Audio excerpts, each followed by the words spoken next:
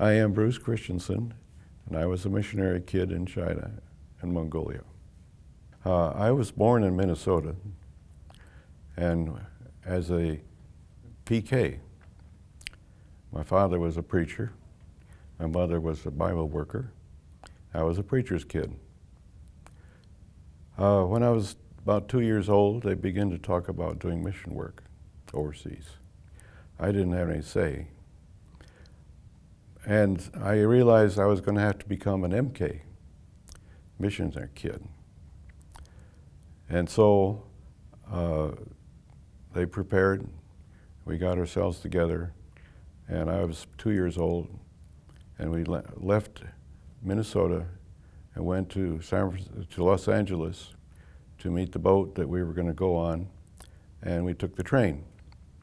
So it was an interesting ride for a 2-year-old, mostly running around and so forth.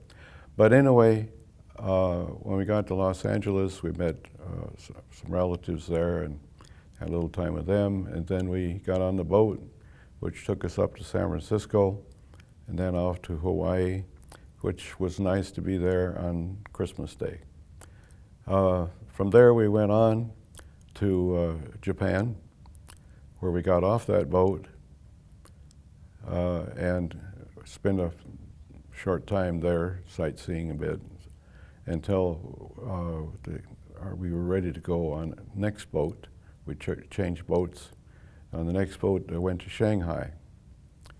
We got to Shanghai, we were met by people there. It was cold and obviously a lot different than Hawaii.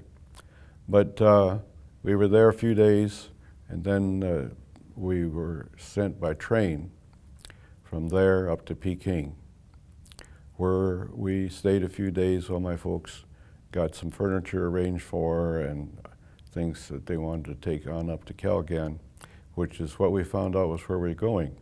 Initially, my parents only knew they were going to China. Part way, I guess it was, or when they got to Shanghai, they found it was going to be North China on the border with Mongolia. I need to explain a little bit about Mongolia. Nowadays we have work in Mongolia, but it's not the same Mongolia. It's what was then Outer Mongolia, and I think it's still called that. It was under Russian control, and they were not letting visitors in. So we couldn't go there even though we would like to have worked. The people are pretty much the same. But Inner Mongolia is where we were, and at that time belonged to China and was considered you might say, a state of China. So we were housed in Kalgan at a facility the conference had purchased that had been used by Roy Chapman Andrews as his base for doing National Geographic studies of dinosaurs and dinosaur eggs and so forth in the Gobi Desert. And they were just leaving as we got there. They had a lot of camels and a lot of equipment. But so we then moved into this house, which you can see. It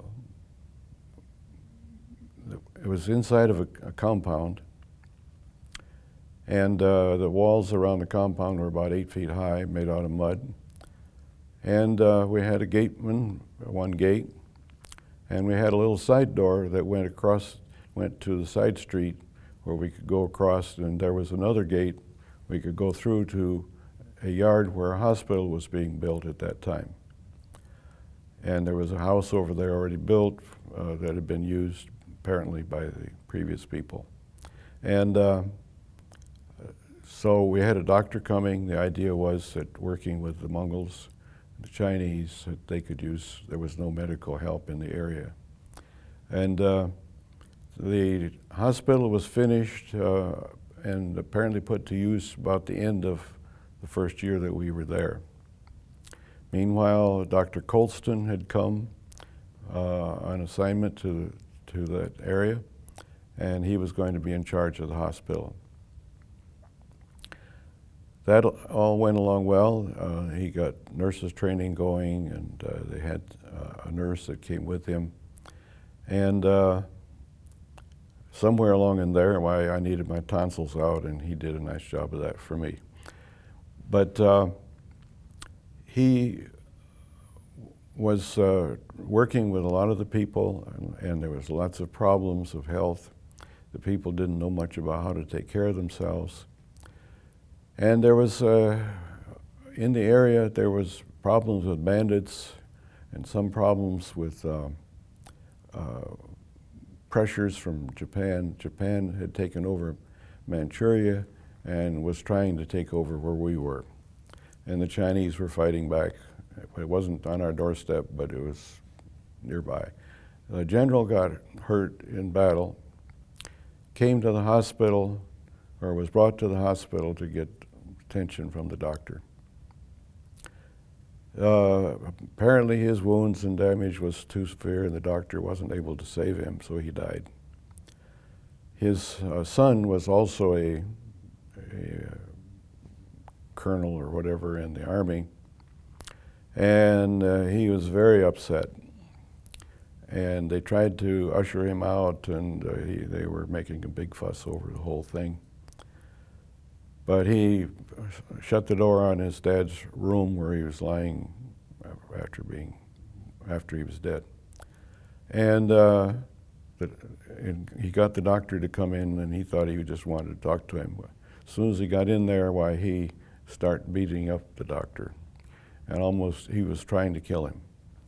Didn't succeed. There was one of the people who worked at the hospital was able to get the door opened and to get them out of there and to save him.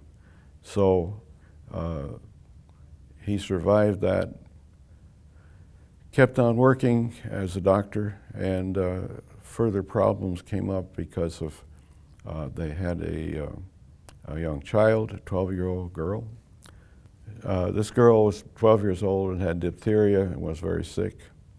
And the doctor did his best for her, and she was about to die. And he was trying to resuscitate her, and he worked over her trying to mouth-to-mouth resuscitation. And as a result, he got diphtheria. I think the girl died, and he was very sick. They rushed him down to Peking, and eventually he died. So things are not always fun and games. The doctor died, and he was much missed by the community. And there are some pictures I have there of that. But as a result, his wife and, well, he had earlier, they had a child, and that child died. So they lost a child who was probably less than a year old. And so they decided it was better that they return home, which she did. She was by herself. Later on, she did take and come back to the mission field and working out of China as a nurse, because that's what she was. And was able to do a lot of good. And she got married to another man, and they were in the Orient for quite a while. So that kind of put a crimp on the efforts that my father and the others that were in the mission were trying to develop a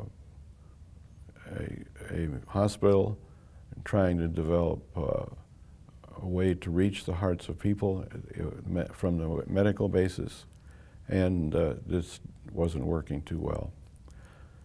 But he went ahead and started, they had two families who had been in northern Manchuria. They had escaped from Russia because the Russian had the Red Revolution, the Communist Revolution, and Christians were not acceptable.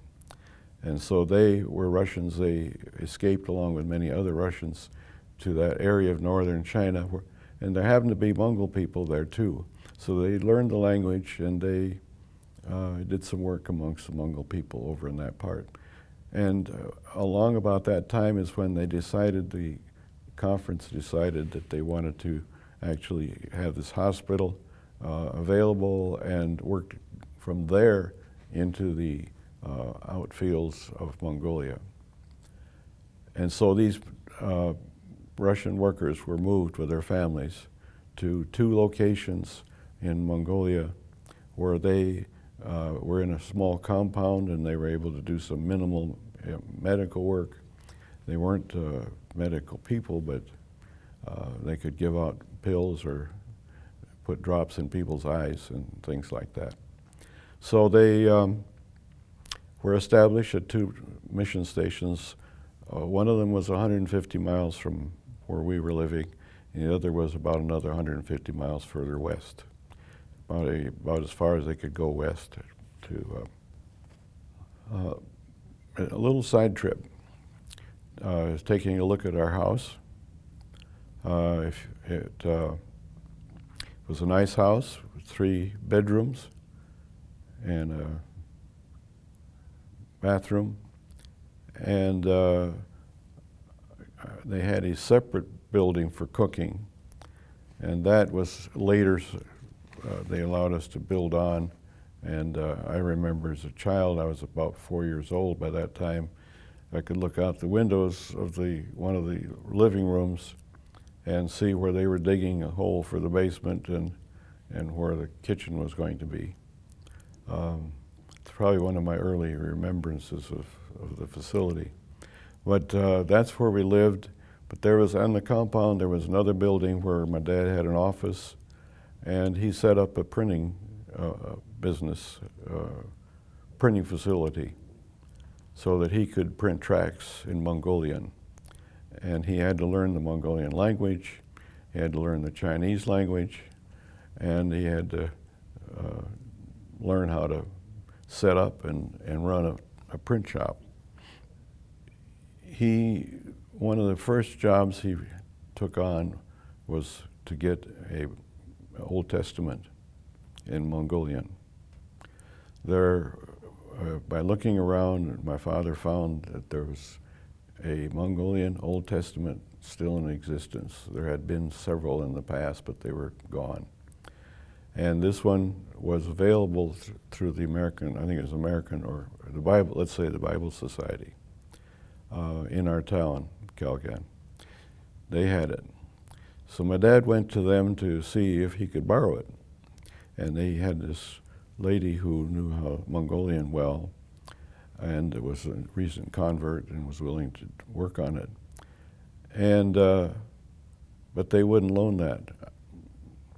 They knew we were Adventists, and they didn't like that idea and didn't see why we needed an Old Testament anyway. They said the Mongolian people can't appreciate that, and so forth. So my dad went back, I guess, and was talking to the man, and he said something about he couldn't loan out that copy. Well, I thought you didn't have one, my dad said. Well, then he was a little embarrassed and had to finally admit he had a copy and he could loan it. And so my dad got it, and the Mongolian girl, who was married to one of the recent converts, was going to copy it. She knew how to write Mongolian, and she was going to copy it. And she worked on it for about 8 months, copying that. My mom and dad would proofread it in the evenings. She would read it or write it during the day, and they would proofread it and make corrections if needed. And they got them a copy of the Old Testament, which my dad was very pleased to get.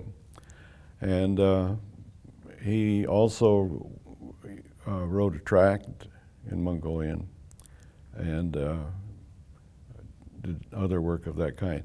The Bible can be viewed at the Center for Adventist Research at Andrews University. So my dad was provided a car.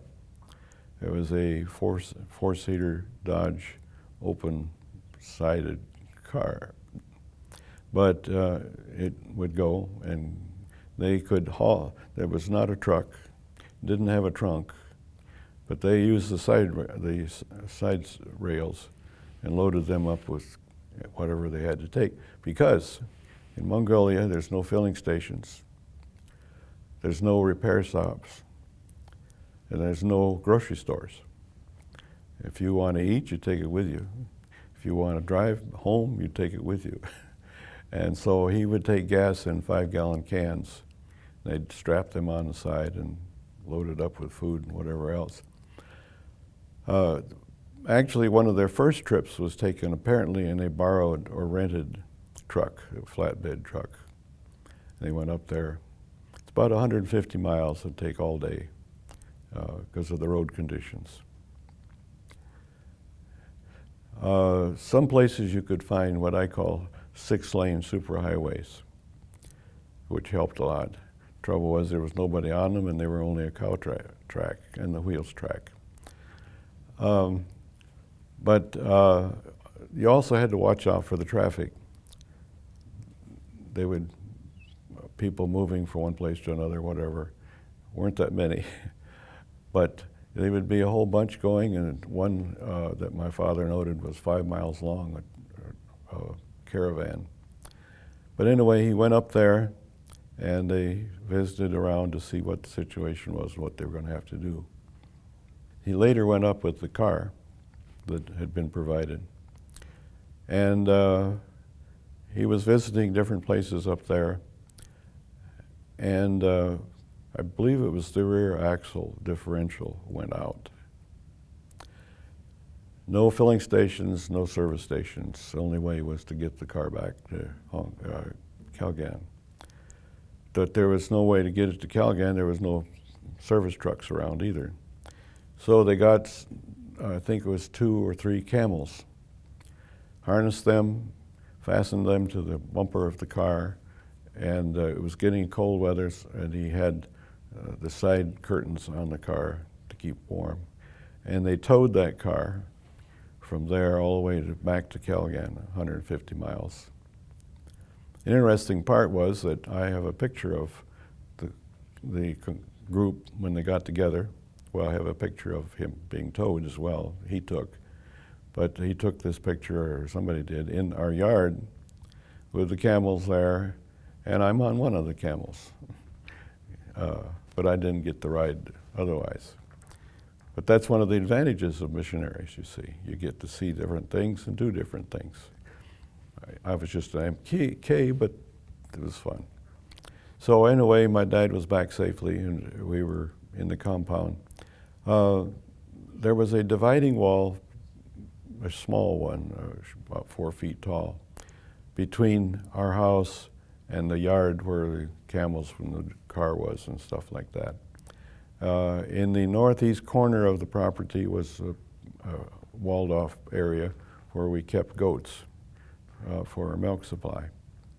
But right next to that was a row of buildings that were used for, the one end had our water well in it, which we had our coulee that would wind up, it was on a windlass and about 30, 40 feet deep, and hand dug, and good water, but that's the way we got our water. He would bring it over in 5-gallon drums that had been washed out, that we'd use gasoline in, and pour it in a tank in our kitchen. And from there we had pipes in the house because the bathroom was nearby. But anyway, also in this separate yard where our main house was office building, and also a building where we did clothes washing and had some storage. But there was a tennis court at one end of our house, and beyond the tennis court was another wall, which wall was between us and the neighboring soldiers who were barracked there. So that's where we lived, and life was normal until one evening. In the middle of the night, my dad was gone apparently to Mongolia or somewhere, because sometimes he had to go to Peking and he could ride the train down there and to meetings because that was the Union headquarters. And so my mother and I were there alone, and suddenly she was awakened by noise in the yard, and looked out the windows, and there's lights flashing all over the place, and she didn't know what to do. Eventually it all went away, but when my father got back and we realized what had gone on, he went over to the supervisor of the barracks and demanded an apology for not letting us know, or some way being more a better way of keeping us posted. And he said, okay, he said, I will apologize. And so he came over, I don't know if it was right away, but in a day or two, he came over to the gatehouse, which was at the entrance to our property. And he asked the gate man, he wanted to see the little old fat lady. And so he went to get her. And she wasn't sure she wanted to come. But that was the custom. It was very wonderful. If you were old, you were wise. If you were fat, you were wealthy. So it was a compliment instead of a curse. And so they got together and he apologized, and things were better from then on. Yeah, the man in charge of the barracks did come a day or two later and explained that they had had a problem. One of their soldiers had gone AWOL, and they were out looking for him, but he was sorry that it made things bad for my mother. So that was settled and went along pretty good. Generally, we as a church got along pretty good. We had a church across town that was a Chinese church, a few members.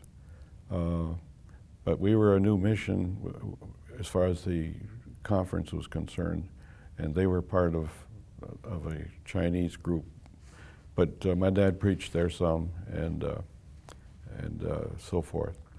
We lived there longer. The relationship of China and Japan did not improve. We also had problems in travel with bandits, and sometimes we would break down on the road, and there were, depending on where we were, there were some Chinese villages up that way, but they didn't have equipment to work on our things. But at least I think there was a bus used to run from one of them back into Kelga. So we got along fairly well with the authorities and so forth. We had to more or less let people know when we were going up to Mongolia, and I think they were doing that to keep track of us, but also as a kindness, in case something happened, they could go and find us maybe. But anyway, the Japanese kept pushing in, and the Chinese kept pushing back, and so forth. So there were times where things were not too good in the relationship. And while we were home on furlough, the Japanese had already taken over Manchuria, and I think earlier they had taken over Korea, and they were hoping to, and they had bombed and taken control a bit in Shanghai. They had landed troops there, in fact. And so they were crowding in on things, and while we were gone on furlough, they had nobody there in our house to keep the mission going. I think the doctor might have been there, I'm not sure, in his house nearby. But in the process of all the activities, why a plane flew over and dropped a bomb on our house, on one end of the house. Fortunately, it was not a very big bomb and did not do a terrible lot of damage, but it did do some damage. And they apparently dropped another one on the row of buildings behind us. That was where we had a classroom, and we also housed people who were in transit or down for the school or whatever.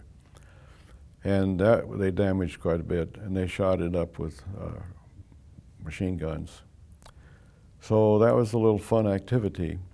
Somewhere along in here, I don't recall the exact relationship, but it was interesting.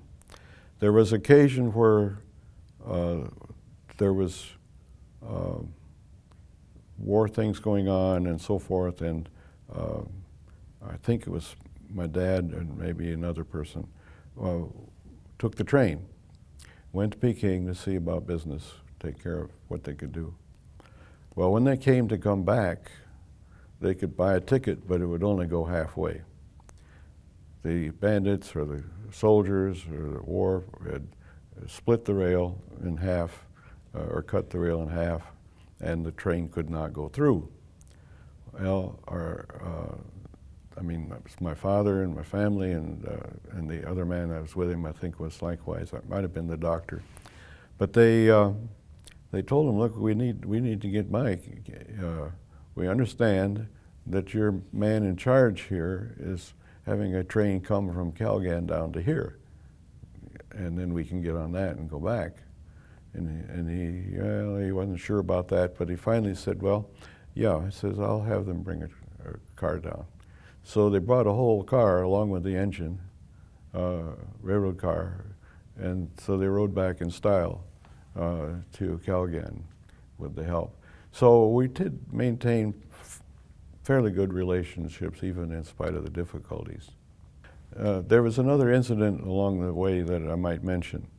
My mother, in working with the Chinese people, had a lot of them have tuberculosis, and she acquired that too. And I was still, this was when I was probably 3 years old or thereabouts, and I contracted it from her.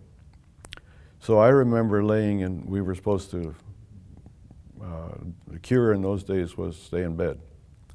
There was really no antibiotics or anything other than that. So I would daily spend long hours in bed with my mother, and I remember somebody sent me some blocks, maple blocks, and I could build little stuff in bed, and that was fun. But along the way, I don't know if my mother was already pregnant, or got pregnant with my sister.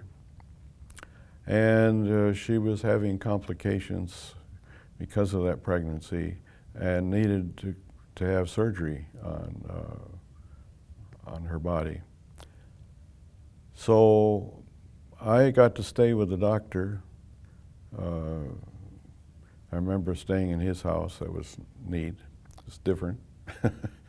But it was next door, so it wasn't that big a deal. But my dad then accompanied my mother to Peking, where they got another train to went on. They got to, I'm not sure if it was the Yangtze River, or I think it was. The train did not go through because there was no bridge. What they did is all the passengers got off, went down a little steep hill, got on a small boat to go across the river and get on the train on the other side. But my mother was so sick, she was in a stretcher. The doctor's wife, I think, accompanied her. And my dad, and they had to get her down that steep bank with that stretcher. And that was something that they weren't sure I was going to work, but the Lord intervened and she made it. They transported her across the river and up the other side and finally got to Shanghai, where she got the attention she needed and my sister was born. She then came home, and I think that for a while there we had summers where we could go to Qingdao, which was a harbor, a beach resort type of place that the conference had purchased two duplex homes up on a hill looking over the harbor for the missionaries to come for, we could come for a week, I think it was, at a time, or 2 weeks at a time. And my sister was brought home. That was her first home, I think, because the way I know that is her birth certificate was issued from the American Embassy in Qingdao. But while we were in Qingdao, I don't know if it was that time or another time, I don't remember how often we got to go, but 2 or 3 times in several years, so that we got to go there in the summer. They were invited, the United States Navy was using Qingdao Harbor as a stopping off point, checking things out. And it's interesting, I recently got a hold of an article, lengthy article about how they were using that, and they were going up and down the coast, and they got involved in some of the fighting going on in Shanghai, and they had Marines at Peking, and they were watching out for, do we need to do evacuations, how's things going? And so Qingdao was a big harbor for boats coming and going. By boats, I mean cruisers and battleships and that type of ships. The big cruiser, I thought it was a battleship, but more recently they called it a cruiser, major cruiser, was in harbor and invited the American people in the area if they'd like to come out and take a tour. So we did, and I remember that. It was exciting to me. There was somehow in my life there, I recognized I was in China and not America. America was my home and something to look forward to. And so when I knew my battleship was around, why, it made me feel more comfortable. I found out later that this battleship, Augusta, was involved in a lot of the World War II. They came back and went across to the other side. They were involved in the Normandy landings, and they were involved with some of the, well, I think it was Roosevelt and Churchill got together on that boat. So it was quite a famous boat. I didn't know that at the time, but it was interesting. So in the early part of 1939,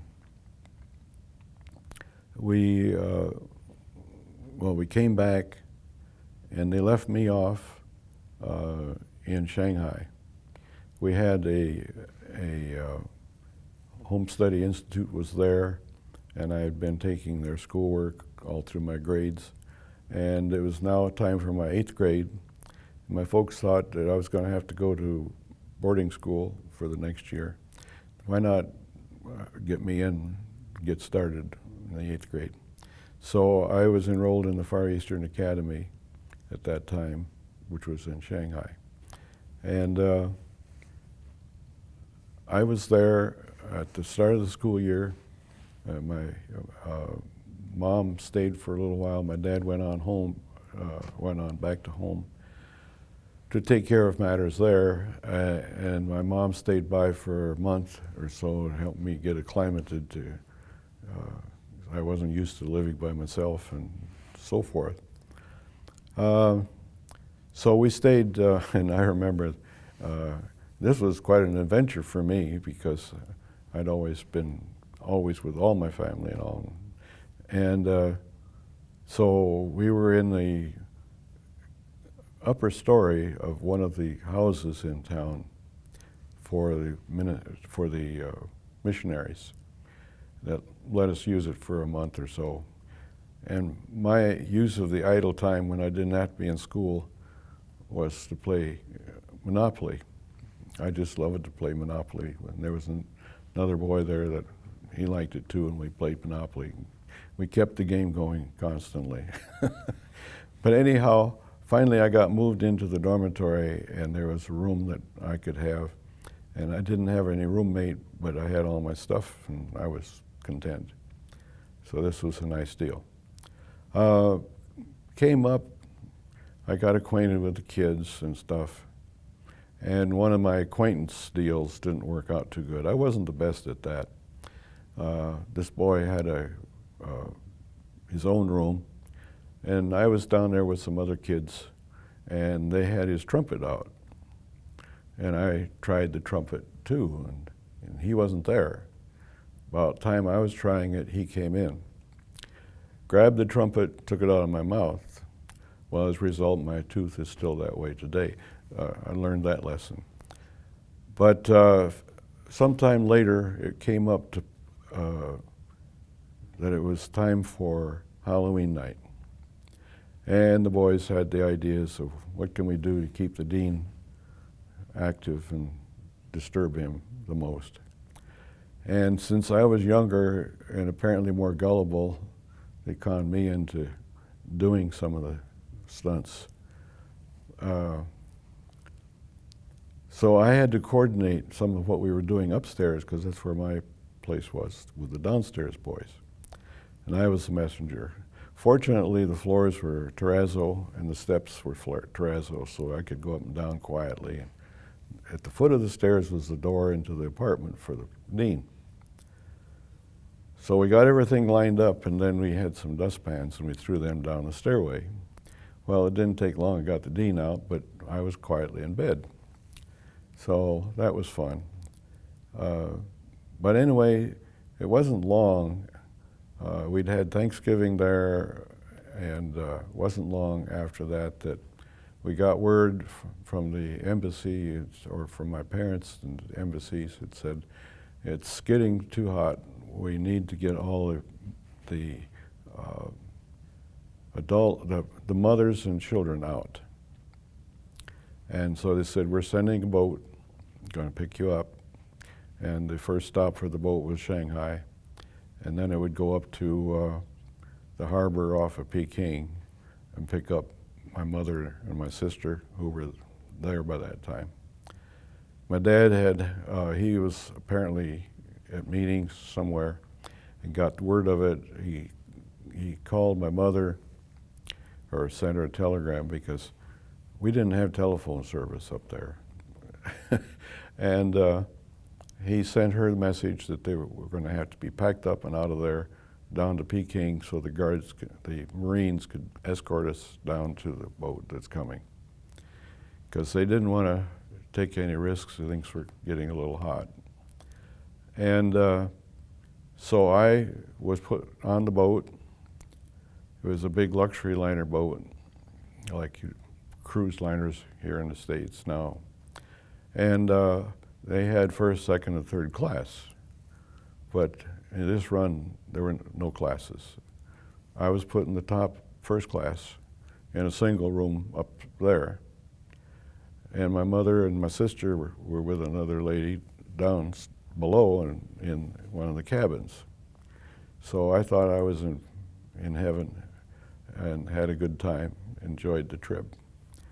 But they went there to pick them up, and my dad got to come out and say goodbye, and then they took off for Korea, Seoul, Korea, picked up more missionaries there, and then they headed for San Francisco.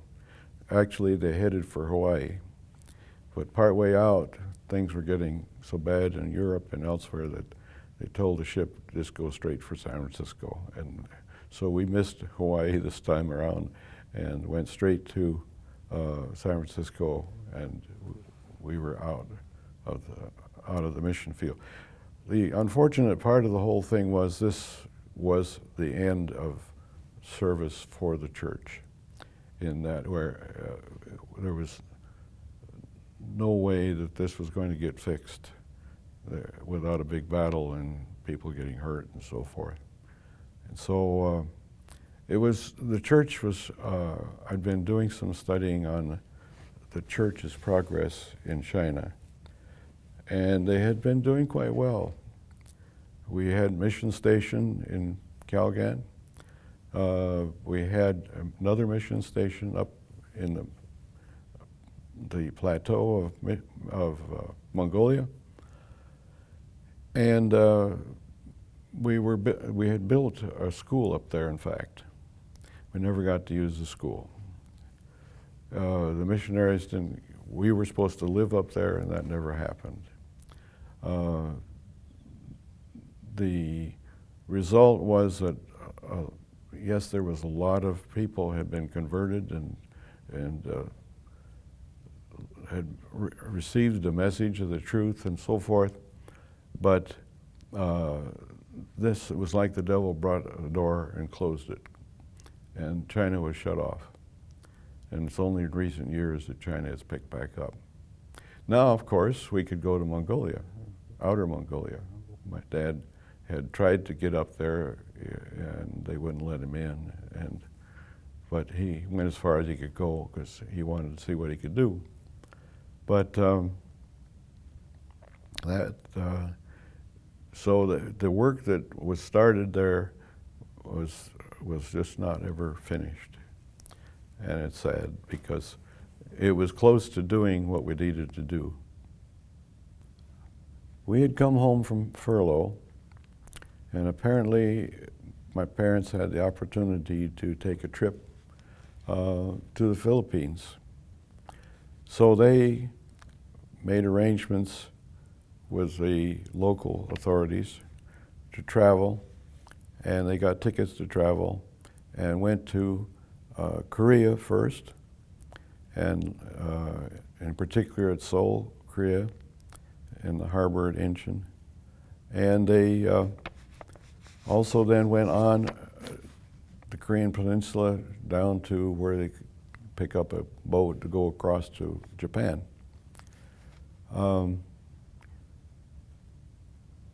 I remember going across from Korea to Japan.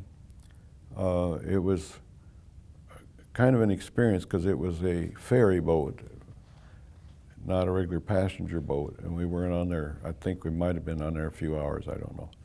But the interesting thing was we could eat their food. They had some Indian food, and my folks thought that was great. And so I remember eating the curry and rice. It was hot, and it was too hot for me. But we went on to Kobe, and in Kobe they had just had a flood. I don't remember much of the details of it, but we got out of that situation, went up to the offices up near Tokyo, I think it was. Oh, and that's where we met or went to the home of the soldier, Japanese soldier that I had met back in Kyogan. And he had invited us. I think he was a Christian. I don't know if he was an Adventist, but he invited us to his home, and we visited with him a bit.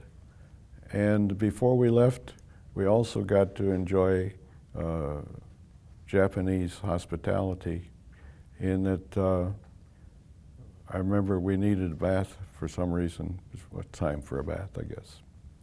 And we had to do it Japanese style. You go in this hot room, and there would be like a deep tub you could get into and get soaking warm and so forth.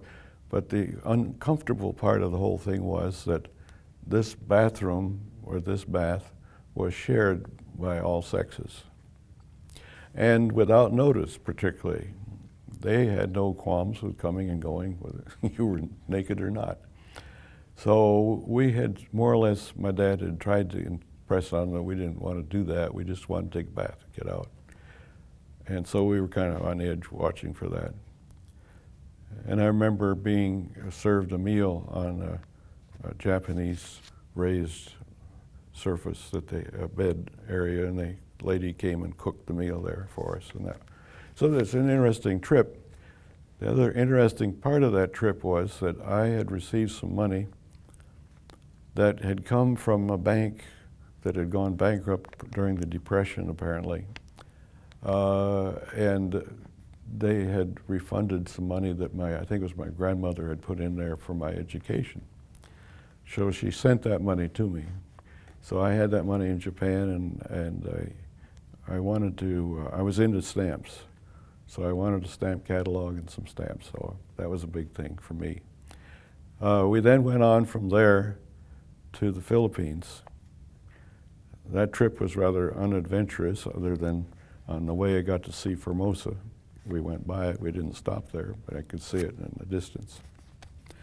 And we got into the Philippines at the main harbor there in Manila, and I remember spending Christmas there, and then we went on from there to Hong Kong, went up then to Shanghai, where we picked up the train to go home. They left me off at that point to go to the academy and to a new stage of my life. When we returned from furlough, the Japanese had pretty well taken over the territory where we lived. And we were learning to get along with the Japanese and their requests, but it made travel more difficult for us to Mongolia, because that was kind of, they were suspicious that we were just spies. And I remember once the general asked my dad, he says, "I need to see you in my office." So my dad went down to see him. And the general said, "What do you think of this war going on in Europe?" He was trying to get him to make a political statement of some sort that would give him an excuse anyhow for giving us more problems. My dad said, "Well, it's this way. It was foretold in the Bible, in Daniel," and he gave him a Bible study on the 4 prophecies in Daniel. Said that's what it's fulfilling. The man didn't bother him anymore for a while. But they insisted that we had to have passes to go to Mongolia, even though we'd go frequently. They wanted to know where we were all the time. So anyway, by that time I was old enough to have a bicycle, and I had a friend that lived across the way who was with a Pentecostal British mission. He and I become friends, and he bragged about Scotland, and I bragged about America, but neither one knew what we were bragging about, but it was fun. And we had bicycles, and we'd ride our bicycles around here, there, and yon. So one day I was outside our gate for whatever reason. I had my bicycle, maybe I was just getting ready to go for a little ride, and there was this Japanese soldier. Well, you know, as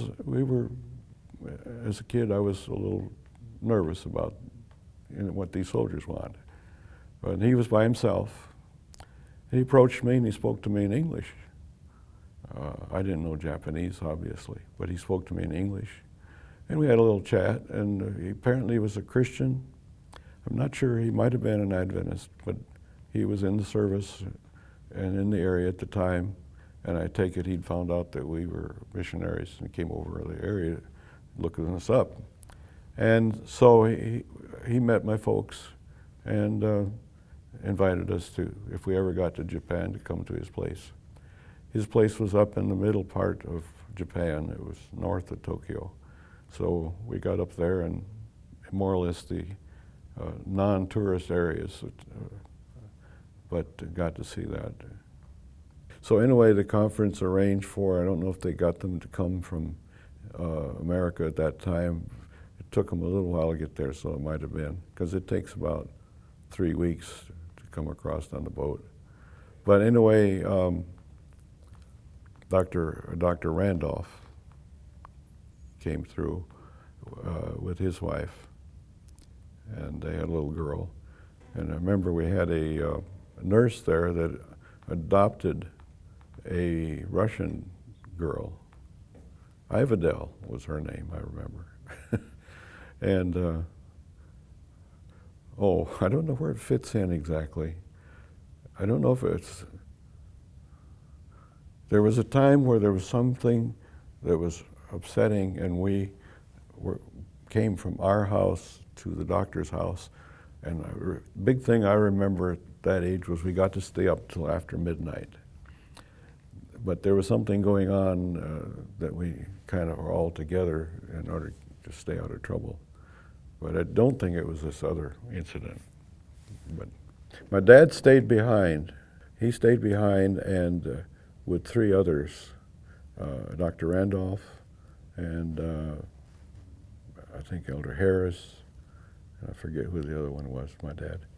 I have a picture of the four of them on the steps of one of the residences in Peking, all pretending to be weeping, missing their wives.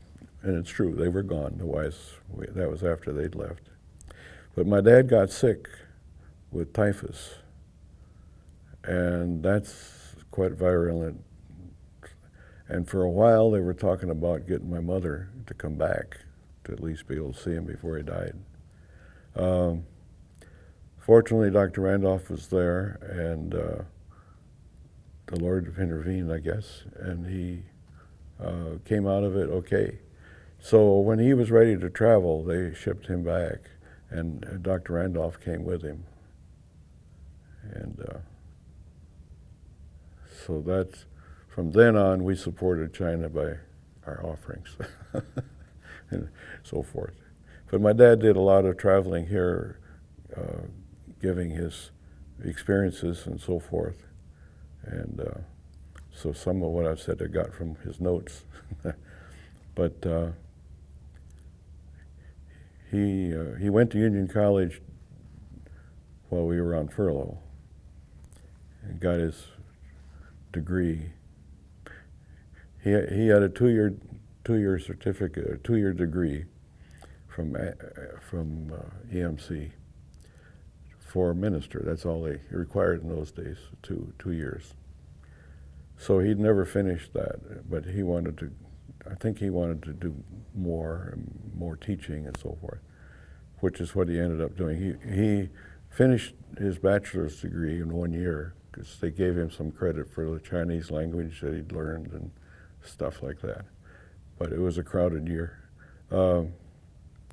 I could tell some stories from then because I was in the 6th grade by then and got in trouble a time or two. But anyway, but he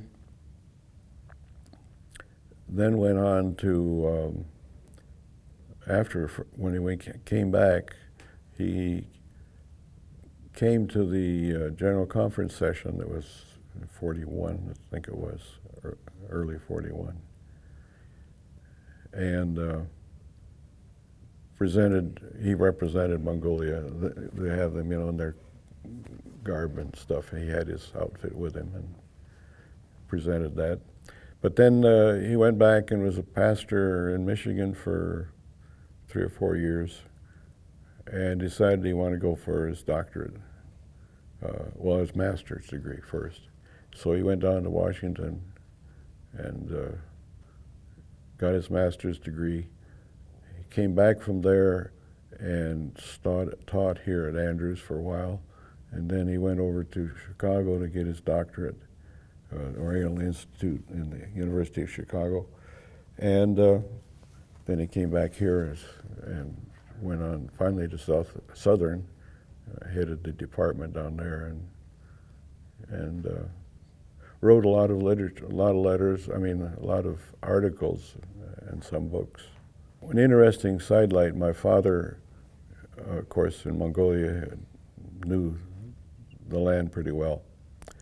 And during the early part of the war, right after Pearl Harbor, they wanted to punish Japan and send over some bombers.